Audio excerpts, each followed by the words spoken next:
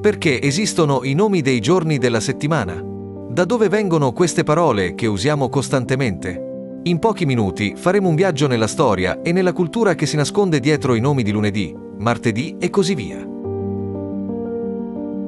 I nomi dei giorni della settimana che utilizziamo oggi in italiano derivano in gran parte dalla tradizione greco-romana.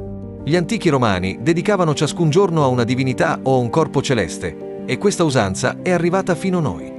Ma già i babilonesi, molti secoli prima di Roma, avevano notato l'importanza di alcuni astri, Sole, Luna e pianeti visibili, e li collegavano a specifici momenti del calendario. L'idea di una settimana di 7 giorni arriva proprio da lì. Ecco una carrellata rapida per scoprire a chi o a cosa si ispirano i nostri giorni della settimana. Lunedì deriva dal latino lune dies, ovvero giorno della luna.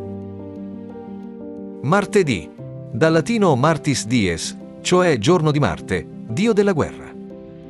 Mercoledì, da Mercurii dies, dedicato a Mercurio, dio dei commerci e dei viaggi. Giovedì, da Iovis dies, giorno di Giove, re degli dei. Venerdì, da Veneris dies, il giorno di Venere, dea dell'amore. Sabato. Questo fa eccezione perché deriva dall'ebraico Shabbat, il giorno di riposo nella tradizione religiosa ebraica. Domenica. In origine era Dies Solis, giorno del sole.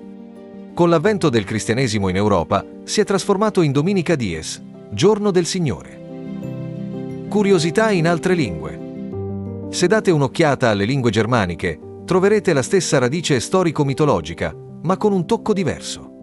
Monday, in inglese, deriva da Moonday, giorno della luna. Tuesday deriva da Tuesday, dedicato al dio Tyr, equivalente a Marte. Wednesday da Wednesday, cioè Odino, paragonabile a Mercurio. Thursday è Thursday, giorno di Thor, Giove. Friday è Frig's Day, Freya, dea dell'amore, quindi Venere. Saturday è l'unico che rimane legato a Saturno, riprendendo l'origine latina.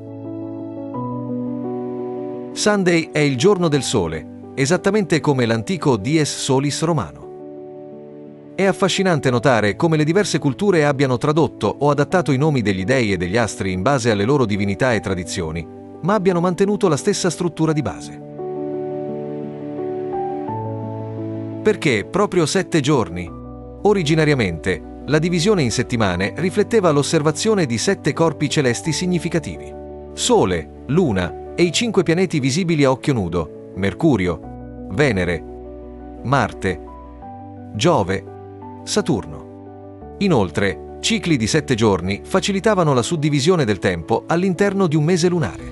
Circa 28 giorni, in 4 fasi di 7 giorni. Con la diffusione dell'impero romano e, successivamente, del cristianesimo, l'uso dei 7 giorni si è radicato in tutto l'Occidente, diventando la base del nostro calendario moderno. Oggi pronunciamo i nomi dei giorni senza pensarci troppo, eppure ognuno di essi racchiude in sé secoli di storia e storie, di culture che si sono intrecciate e influenzate a vicenda. Pensateci la prossima volta che direte buon lunedì. In quel lunedies c'è l'eco di antiche tradizioni, di dei, di popoli e lingue che hanno plasmato la nostra civiltà.